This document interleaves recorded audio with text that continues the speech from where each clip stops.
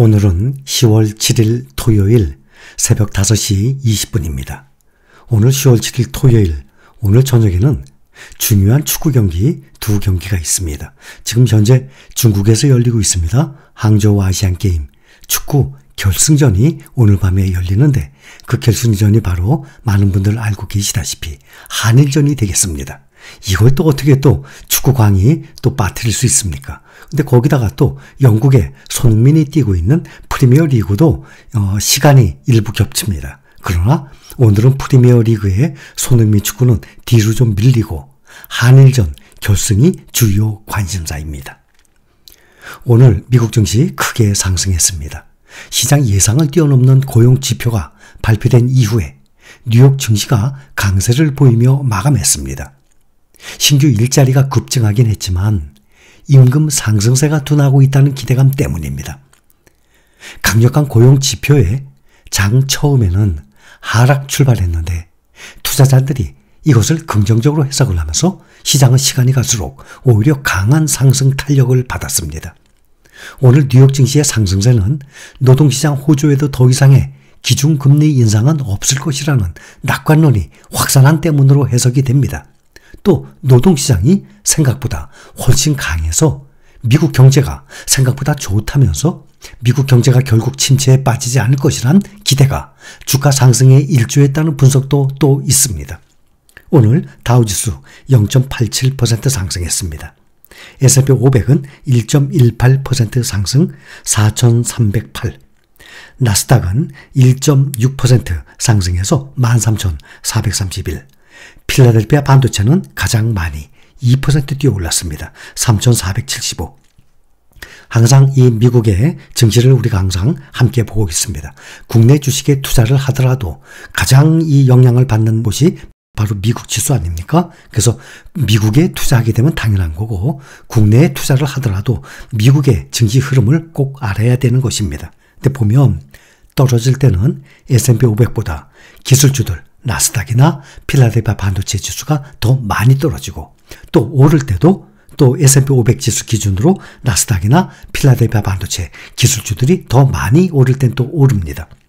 그래서 보면 S&P 500에는 다우지수 30종목이 다 들어가 있습니다. S&P 500에 다우지수 대표 뽑아서 다우지수가 나온 것이고, 또 나스닥 100을 보면 매그니피센트 7 종목이죠. 빅테크주들, 애플, 마이크로소프트를 비롯해서 S&P 500의 대형 빅테크주들이 나스닥 100에 다 들어있습니다.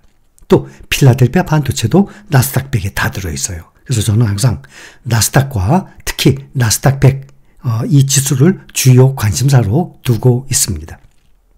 주간 기준으로 보면 다우지수 0.3% 하락을 했고, S&P 500 지수, 나스닥 지수는 각각 0.5%, 1.6% 주간 기준 상승했습니다. S&P 500 지수, 그래서 4주 연속 주간 기준 이 내림세를 마쳤습니다.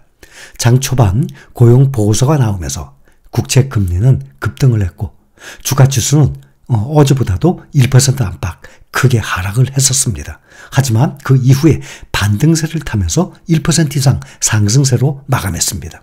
왜 이렇게 분위기가 급반전된 것일까를 생각해 본다면, 미국의 경제방송 CNBC조차 장중에 분위기가 바뀐 이유가 불확실하다라고 보도까지 했습니다. 그런데 전문가들은 결과론적이긴 하지만 두 가지 이유를 보고 있습니다. 굳이 이유를 찾자면 9월 고용보고서에서 일자리 숫자는 크게 늘었지만 임금 인상률이 예상보다 낮게 나온 점을 들 수 있는 것입니다. 그러나 이것만으로는 또 설명이 부족해서 오히려 국채 금리의 하락에서 또 다른 원인을 찾고 있습니다. 이틀 연속 주춤했던 10년 만기 국채 금리가 장 초반 상당히 많이 올랐습니다. 4.85%까지 올랐는데 그 오름세가 다시 좀 낮아졌습니다. 국채금리 안정세에 저점 매수세가 유입됐다라는 해석도 보고 있는 것입니다.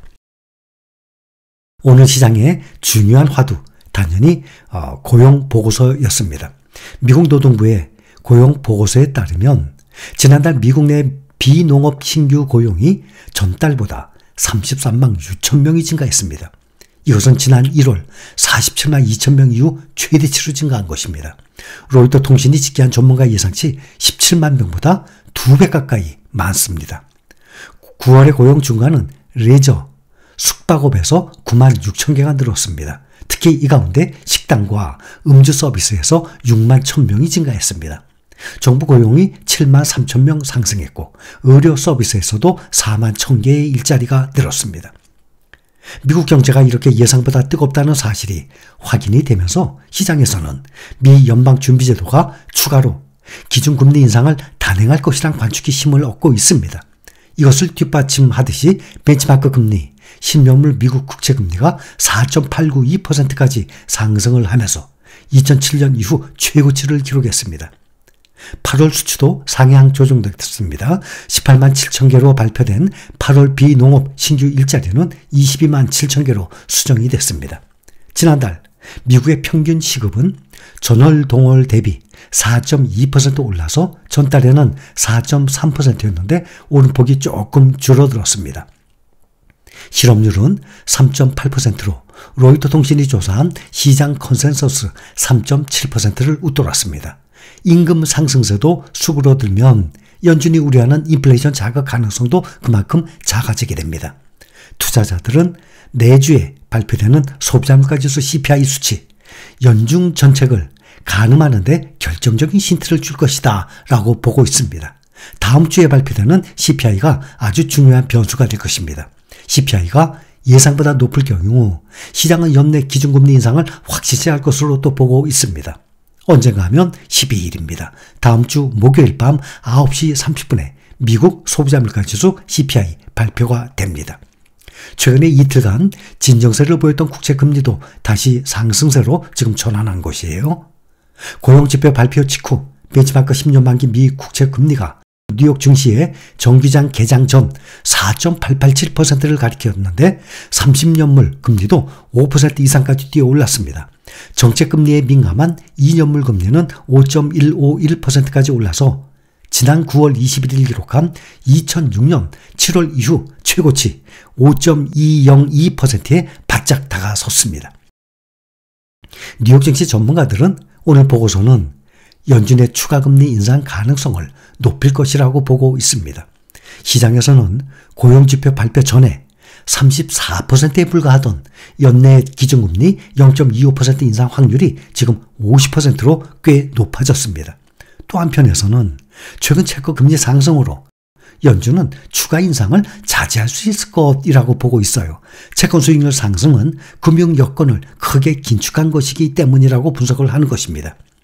빅테크주도 봅니다. 모두 오늘 크게 상승했는데 테슬라만 0.18%로 가장 상승폭이 작았습니다.